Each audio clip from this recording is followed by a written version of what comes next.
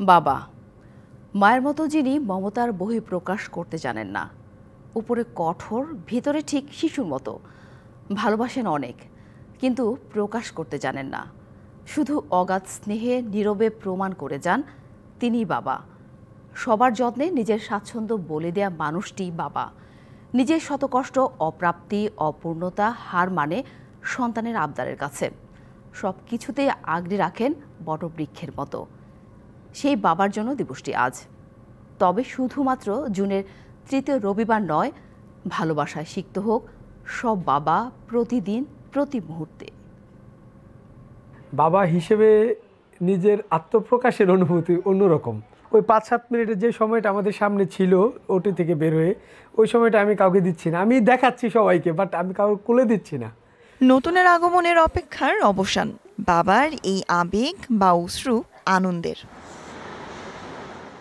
এরপর থেকে ছোট্ট হাতে হাত রেখে পথ চলতে শেখায় বাবা। সকল ভয়, চিন্তা, আতঙ্ক সবকিছুতেই তিনি বটবৃক্ষের ছায়া।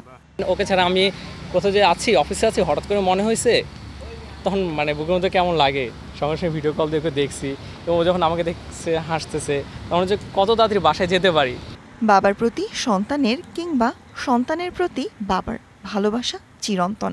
অভিমান যতই থাকুক, ভালোবাসার এই মানুষের অভাব যেন অপূরণীয়। ওয়ালটন ফ্রিজ কিনে অনেকের মতো আপনিও হয়ে যেতে পারেন মিলেনিয়াল। সেরা পণ্যের সেরা অফার। বাবা নিজে না খেয়ে আমাদেরকে খাওয়াচ্ছে, অনেক ভালোবাসি, খুব মিস করি।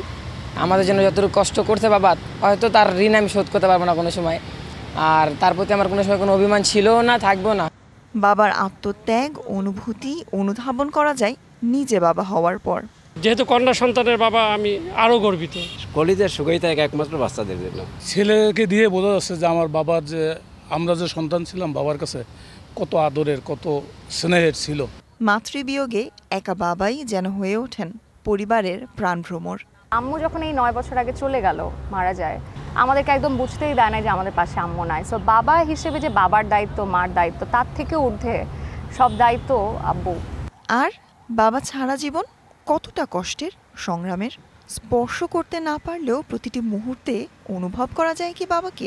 কোথাও যখন দেখি যে কোনো বাবা তার মেয়েকে আদর করছে বা ছেলেকে আদর করছে, আমার তখন খুব খারাপ লাগে যে আমার বাবা থাকলেও তো এরকম আমার জন্য করতো। আমার বাবার সাথে আমার একটা মাত্র জন্মদিন কেটেছে, আমার প্রথম জন্মদিন।